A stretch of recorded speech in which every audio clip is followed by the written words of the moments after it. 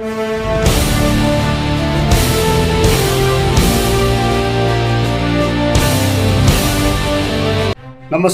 ವೀಕ್ಷಕರೇ, ನಾನು ನಿಮ್ಮ PH ನಾಯ್ಕೋಡಿ.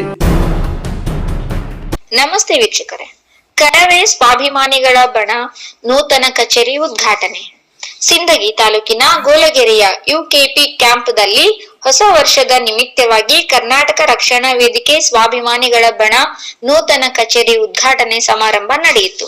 ನಂತರ ಜಾತ್ಯತೀತ ಜನತಾದಳದ ತಾಲೂಕಾಧ್ಯಕ್ಷರಾದ MN ಪಾಟೀಲ್ ಮಾತನಾಡಿದರು. ಕರ್ನಾಟಕ ರಕ್ಷಣಾ ವೇದಿಕೆ ಸ್ವಾಭಿಮಾನಿ ಬಣ ಕಾರ್ಯಕರ್ತರು ನಾನು ಹೇಳುವುದೇನೆಂದರೆ, ನಮ್ಮ ನೆಲ ಜಲ ನಮ್ಮ ಭಾಷೆ ವಿಷಯಕ್ಕೆ ಬಂದರೆ ಭಾರಿ ಪ್ರಭಾವಿ ವ್ಯಕ್ತಿ ಇದ್ದರೂ ಸಹ ಆತನ ವಿರುದ್ಧ ನೀವು ಹೋರಾಟಕ್ಕೆ ನಿಲ್ಲಬಾರದು. ಈ ಮಾತು ಹೇಳಿದರು. ನಾನು ಜೀವಂತ ಇರುವವರೆಗೂ ಬಡವರ, ದೀನ ದಲಿತರ, ಹಿಂದುಳಿದ ಜನಾಂಗಕ್ಕೆ ನನ್ನ ಹತ್ತಿರ ಇದ್ದಷ್ಟು ಸಹಾಯ ಮಾಡುತ್ತೇನೆ. ಇರುವವರಿಗೆ ಮಾತ್ರ ದಾನ ಧರ್ಮ ಮಾಡಬೇಕು, ಸತ್ತ ಮೇಲೆ ನಮ್ಮ ಜೊತೆ ಏನೂ ಬರಲ್ಲ ಎಂಬುದು ಮಾತು ಹೇಳಿದರು.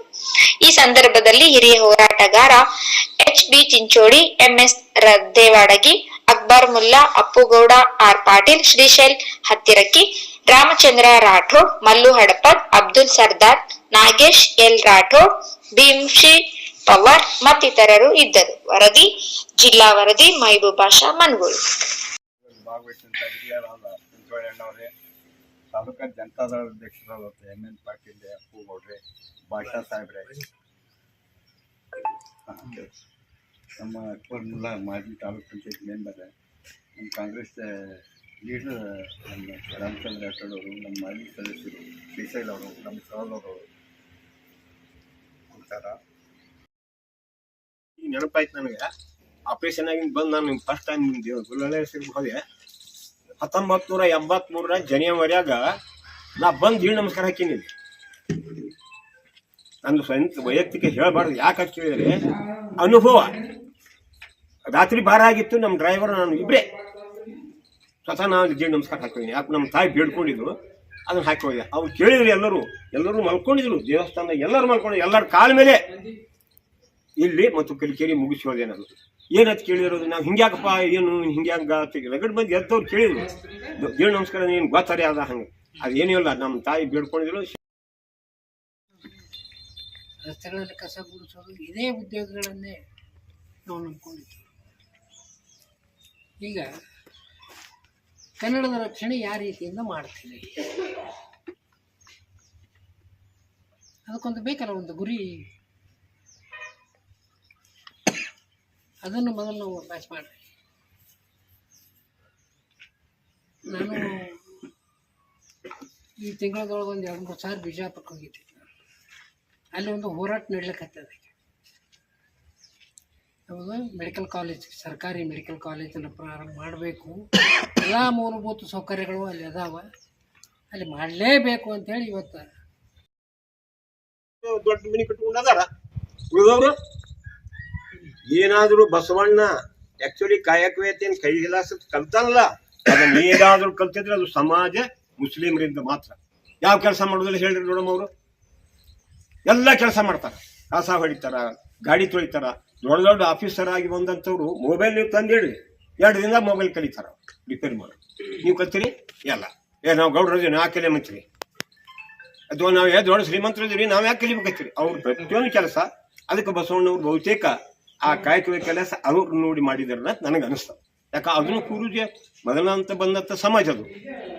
ನೀವೆಲ್ಲ ಲಿಂಗಾಯತರ ಎಲ್ಲ ನಡುವು ಬಂದೋ ಮಂದಿ, ನಿಮ್ಮ ಬಸವಣ್ಣ ನಡುವು ಏನೋ ಬಂದು ಕಲ್ಲು ಎಲ್ಲೆಲ್ಲೇ ಹುಟ್ಟಿ ಬಂದು ನಡು ಯಾರನೋ ಎಸ್ಸಿನೋ ಅಥವಾ ಬಲಗೈನೋ ಎಡಗನ ಕರ್ಕೊಂಡ್ಬಂದು ನಿಮ್ಗೆ ಒಂದು ಹುಡುಗನ ಕಲ್ತಂದು ಕಟ್ಟಿ ಓಂ ನಮ ಶಿವ ಅನ್ಕೋತ ಕೂತ್ರೆ ನಿಮ್ಗೆ ಹೇಳಿ ಹೋಗ್ಬಿಟ್ಟ. ಮುಂದೆ ಏನಿಗದೆ ಹೊಡೆದಾಡ್ಕೊತಾನೆ ಇದೀರಿ. ಅದೇ ನೋಡಿ ಲಿಂಗಾಯತ ಸಮಾಜ ಗೌಡ್ರ ಅವು 3 ಸಮಾಜದವ್ರನ್ನ ಬಿಡ್ರಿ, ಹಡ್ಪದ, ಕಂಬಾರ, ಕುಂಬಾರ, ಪತ್ತಾರ ಇವರೆಲ್ಲ ಎಲ್ಲಿದ? ಒಬ್ಬರು ಕೂಡ ಯಾರೇ ಪಂಚಮಸಲ್ಲಾರ ನೀವು ಬಿಗ್ತಾನೆ ಮಾಡಿರಿ, ಪತ್ತರ ಕೂಡ ಒಬ್ಬರೇ ನೀವು ಗಾಣಿಗರು ಹೋಗಿ ನೀವು ಯಾರಿಗೇ ಒಬ್ಬರಿಗೆ ಬೀತನ ಮಾಡಿರಿ ಹಡ್ಪದ ಮಂದಿಗೆ. ಅವ್ರಲ್ಲ ಮನುಷ್ಯರಲ್ಲ, ಅವ್ರ ಮನುಷ್ಯರು ಹೌದಲ್ಲ. ಅದಕ್ಕೆ ನೀವು ಈ ಸಮಾಜ ಹಿಂಗೆ ಬೆಳೆದದ. ನಾವಂತರೂ ಸಾಯು ಸ್ಟೇಜಿಗೆ ಬಂದೀವಿ. ನೀವರೇ ಅಟ್ಲೀಸ್ಟ್ ಸಾವುಕಾರಿಕೆ ಗರ್ವ ತೋರಿಸಿದೇನೆ ಬಡವರಿಗೆ, ನಿಮ್ಮದೇ ಸಮಾಜ ನಿಮಗೆ ಗುರ್ತಿದ್ದವ್ರಿಗೆ ಹೆಲ್ಪ್ ಮಾಡಿ. ಶಾಲೆ, ಎಜುಕೇಶನ್ ಅಥವಾ ಯಾವುದೇ ದವಾಖಾನೆ ಅಂತ ನಾವೇನು ಬೇಡೋದಿಲ್ಲ ಅವರಿಗೆ. ಒಂದು ಕುಂದರ್ಸಿ ಒಂದು ಡೆಲಿಗೇಷನ್ಗೆ ಮಾತಾಡೋಲಾದಂಥ ಇವ ಮುಖ್ಯಮಂತ್ರಿಯನ್ನು ನೋಡಿದರೆ ನನಗೆ ನಾಚಿಕೆ ಬರ್ತದೆ. ಇವಾಗ ಮುಖ್ಯಮಂತ್ರಿ ಅನ್ಬೇಕಾಗ ಇವಾಗ ಕರ್ಕೊಂಡು ಹೋದವ್ರು ಎಂ ಬಿ ಪಾಟೀಲ್ರು ಅವರಾದರೂ ಗೌರವಾನ್ವಿತವಾಗಿ ನಡೆಸ್ಕೋಬೇಕಾಗಿತ್ತು. ಭಾಳ ವಿಷಾದ ಅನ್ನಿಸ್ತದೆ. ಇದು ಕಾಂಗ್ರೆಸ್ನವ್ರು ತಿಳ್ಕೊಂಡು ನೀವೇನೋ ಅಧಿಕಾರದಾಗಿರ್ತೀವಿ, ಇನ್ನೊಂದು 2 ವರ್ಷ ನಾವು ಯಾಕೆ ಓಟ್ ಹಾಕ್ಲಕತ್ತೀವಿ, ಕಾಂಗ್ರೆಸ್ಸನ್ನೇ ಯಾಕೆ ಆಯ್ಕೆ ಮಾಡ್ಕೊಂಡಿವಿ ಅದು ತಿಳ್ಕೊಬೇಕು. ಅನಿವಾರ್ಯದಿಂದ ಓಟ್ ಹಾಕ್ಲಕತ್ತೀವಿ ನಾವು. ಇವತ್ತು RSS BJP ಬೃಹತ್ ಪ್ರಮಾಣದಲ್ಲಿ ಬೆಳೆದು ನಿಂತದ. ಈ ದೇಶದಲ್ಲಿ ಯಾವುದೋ ಉಳಿಯೋದಿಲ್ಲ, ಈಗಾಗಲೇ ನುಂಗಿಬಿಟ್ರ, ಈ ದೇಶವನ್ನು ಮಾರಾಟ ಮಾಡ್ಯಾರ. ಒಂದೇ ಒಂದು ಸಂಗತಿ ಹೇಳ್ತೀನಿ ನಾನು, ಕಾರ್ಪೊರೇಟ್ ಕಂಪನಿಗಳ ಸಾಲವನ್ನು 16 ಲಕ್ಷ ಕೋಟಿ ರೂಪಾಯಿ ಸಾಲವನ್ನು ಕಾರ್ಪೊರೇಟ್ ಕಂಪನಿಗಳ ಸಾಲವನ್ನು ರದ್ದು ಮಾಡಿದರು. ಆದರೆ 4 ಕೋಟಿ ಕೊಟ್ಟರೆ ನಮ್ಮ ಈ ದೇಶದ ರೈತರ ಸಾಲನೇ ಇರುವುದಿಲ್ಲ.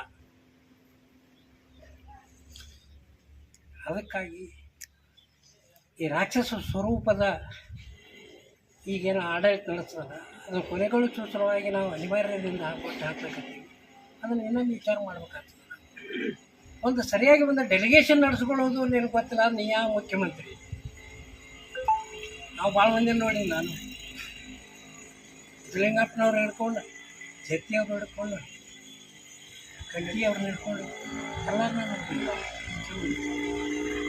ಕರ್ನಾಟಕ ಕಟ್ಟದವರು ಸಿದ್ದಲಿಂಗಪ್ಪನವರು,